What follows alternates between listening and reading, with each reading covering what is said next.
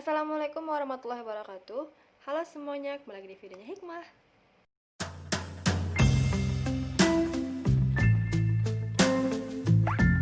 Assalamualaikum warahmatullahi wabarakatuh. Selamat pagi semua. Pagi, Bu. Nah, karena minggu lalu kita sudah mempelajari tentang besaran pokok dan besaran satuan. Kira-kira ada yang tahu nggak hari ini kita akan belajar tentang materi apa? Nggak tahu, Bu. Nggak tahu ya? Jadi hari ini kita akan mempelajari tentang jenis-jenis gerak beserta satuannya.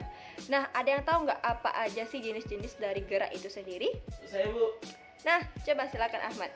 Kalau jenis gerak itu ada 3, Bu. Ya, apa aja tuh? Gerak melingkar, gerak lurus, dan gerak lupa, Bu. Nah, jadi jenis-jenis gerak itu terdiri dari 3 jenis, yaitu gerak lurus, gerak parabola, dan gerak melingkar. Oh iya. Nah, hari ini kita akan fokus dulu ke satu materi, yaitu gerak lurus. Nah, sebelum kita masuk nih ke materi gerak lurus, Ibu mau bertanya kepada siapa aja yang mau menjawab dan bisa menjawab apa pengertian dari gerak itu sendiri. Ada yang bisa? Saya, Bu. Oh, coba Nasar sebutkan. Kalau gerak itu berpindahnya suatu benda ke tempat yang lain. Sudah benar dan tepat jawabannya, tapi Ibu akan memberikan sedikit tambahan. Nah, gerak itu adalah perubahan kedudukan benda dari posisi awal. Oke, langsung aja nih kita mau masuk ke materi gerak lurus. Silakan anak-anak perhatikan semua. Baik, Ibu ingin bertanya kembali kepada Ahmad. Coba disebutkan apa itu pengertian gerak lurus. Gerak lurus perpindahan benda dengan lintasan lurus, Bu. Bagus, dan Ibu mau minta tambahan sedikit kepada Nasar. Coba sebutkan apa pengertian dari gerak lurus. Kalau pengertiannya itu gerak benda dengan lintasan yang lurus, Bu. Ya, bagus ya. Jadi gerak lurus itu termasuk gerak translasi, yakni gerakan suatu objek yang bergerak tanpa berotasi. Dinamakan gerak lurus karena lintasannya lurus, Bu. ya, karena lintasannya berupa garis lurus, bergerak tanpa berotasi. Nah, contohnya apa ya kira-kira? Kereta api, Bu. Ya, selanjutnya yang lain. Apa ya? Mobil yang berjalan lurus, Bu. Ya, jadi contohnya itu dapat kita lihat pada mobil yang bergerak maju, pada kereta api yang sedang berjalan, kemudian gerakan pada sebuah apel yang jatuh dari pohonnya, dan pada setiap objek yang bergerak pada lintasan yang lurus. Nah, gerak lurus ini dibedakan menjadi 2 jenis berdasarkan ada dan tidak adanya percepatan. Kira-kira siapa yang bisa menyebutkan jenis-jenis tersebut? Saya, Bu. Coba Ahmad, silakan sebutkan. GLB dan GLBB, Bu. Ya, benar ya. Jadi gerak lurus ini dibedakan menjadi gerak lurus beraturan dan gerak lurus berubah beraturan, atau yang biasa kita singkat dengan GLB dan GLBB. Nah, selanjutnya kita masuk ke jenis-jenis gerak lurus. Yang pertama akan kita bahas yaitu gerak lurus beraturan. Nah, gerak lurus beraturan atau GLB adalah gerak lurus yang memiliki kecepatan yang tetap karena tidak adanya percepatan pada objek. Nah, kira-kira berapa percepatan pada objek yang mengalami GLB? Karena kan kecepatan yang tetap. Berapa kira-kira percepatannya? Percepatannya 0, Bu. Baik, yang lain? 0. Bagus, jadi percepatan pada objek yang mengalami GLB adalah 0 atau A-nya sebesar 0. 0. Selanjutnya kita akan mencari nilai kecepatan pada objek yang mengalami gerak lurus beraturan. Nah, persamaannya ini sama dengan kita mencari kecepatan pada gerak. Kira-kira siapa yang bisa menyebutkan persamaan tersebut? Bu. Coba Nasar silakan sebutkan. F S per T. Yang lain? Saya, Bu. Ahmad, ya coba sebutkan. V S per T. Ya, benar. Jadi persamaan yang digunakan untuk mencari nilai kecepatan pada gerak lurus beraturan adalah V sama dengan S per T. Nah, siapa yang bisa menyebutkan keterangan dari V S per T tersebut? Ada yang bisa? Coba Ahmad sebutkan. Apa, Bu? Komponen-komponen dari V S per T itu apa saja? Kalau V kecepatan. Nah, yang lain? Saya, Bu. S ya, selanjutnya S. S itu perpindahan, Bu. Ya, selain itu? Bu, saya, Bu. Ya. T jadi V itu kecepatan, S itu perpindahan, dan T itu selang waktu atau waktu tempuh.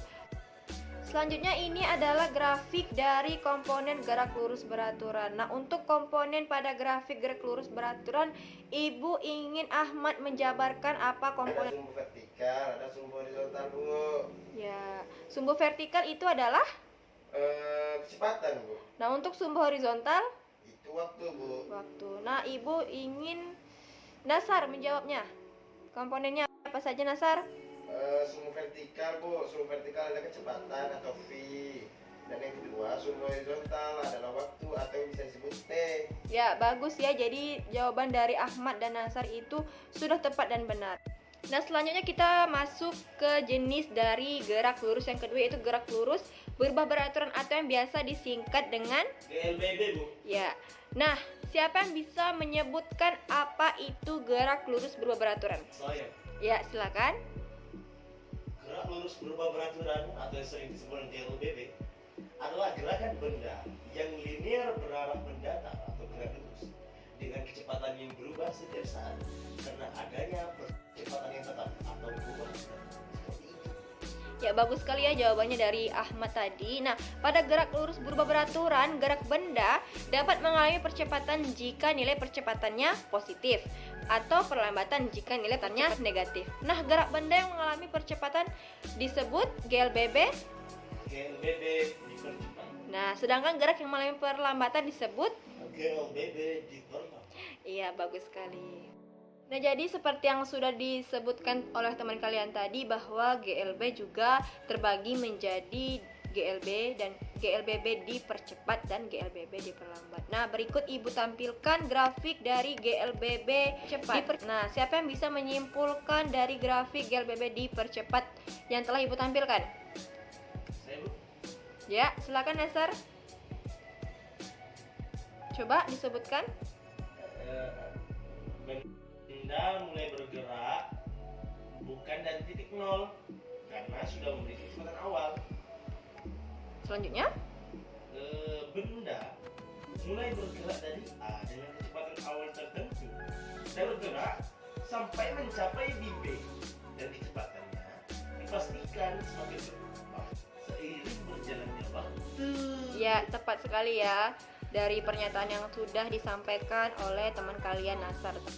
Nah, selanjutnya untuk GLBB diperlambat, Ibu kali ini akan menampilkan grafiknya dan ingin Rahman yang menyimpulkan dari grafik yang telah Ibu tampilkan. Silakan Rahman. Bu. Silakan simpulkan dari grafik GLBB diperlambat yang sudah Ibu tampilkan. Untuk gerak diperlambat beraturan, gerak benda semakin ke kanan, grafiknya semakin menurun. Jika grafik sudah menyentuh sumbu waktu atau T, bisa dipastikan bahwa kecepatan benda sudah nol atau benda sudah berhenti. Iya, bagus ya. Jadi benda pada saat awal sudah memiliki kecepatan awal di titik A dan semakin lama kecepatannya semakin menurun. Di dalam GLBB ini kan terdapat 3 rumus. Nah, di antaranya itu ada rumus kecepatan akhir saat T, rumus perpindahan benda saat T, kemudian ada rumus kecepatan jarak. Siapa yang bisa menyebutkan untuk rumus kecepatan akhir saat T? Silakan. Coba disebutkan. VT sama dengan F0 plus AT. Ya, jadi rumus GLBB ini menjelaskan tentang apa? Tentang kecepatan benda di saat T apabila diberi percepatan sebesar A dan memiliki kecepatan awal sebesar F0. Nah, selanjutnya rumus yang kedua dari GLBB itu rumus perpindahan benda saat T. Nah, Ibu mau Rahman yang memberikan kita informasi tentang rumus dari perpindahan benda saat T. Silakan Rahman. Ya. Silakan disebutkan rumusnya. S sama dengan F0T plus 40 AT kuadrat. Ya, benar. Jadi rumusnya adalah S sama dengan V0T ditambah setengah AT kuadrat. Nah, untuk rumus yang ketiga yaitu Untuk rumus yang ketiga ini dari GLBB yaitu rumus kecepatan jarak, Ibu ingin ada satu orang partisipan yang bersedia untuk memberikan kita informasi mengenai penjelasannya, rumusnya, berikut dengan keterangan-keterangannya. Nah, siapa yang bersedia? Saya Bu. Nah, silakan Rashid, coba dijelaskan. Rumus kecepatan jarak. Rumus GLBB ini digunakan untuk menjelaskan hubungan jarak sudah ditempuh, kecepatan awal, kecepatan akhir, dan besar percepatan tanpa harus mengetahui waktu tempuh. Rumusnya Ft kuadrat sama dengan F0 kuadrat plus 2AX, sedangkan F0 kecepatan awal, A percepatan T selang waktu, S jarak tempuh. Iya, bagus sekali ya. Ringkas, tepat, dan jelas penjelasan yang telah disampaikan oleh saudara Rashid tadi. Nah, sampai di sini ada yang ingin ditanyakan atau masih ada yang belum dipahami? Tidak Ibu, Alhamdulillah sudah paham. Nah, silakan dipelajari materi yang sudah kita kerjakan tadi, yang sudah kita pelajari tadi. Silakan bertanya ada hal yang belum dipahami. Jadi, sampai jumpa di pertemuan selanjutnya. Assalamualaikum warahmatullahi wabarakatuh.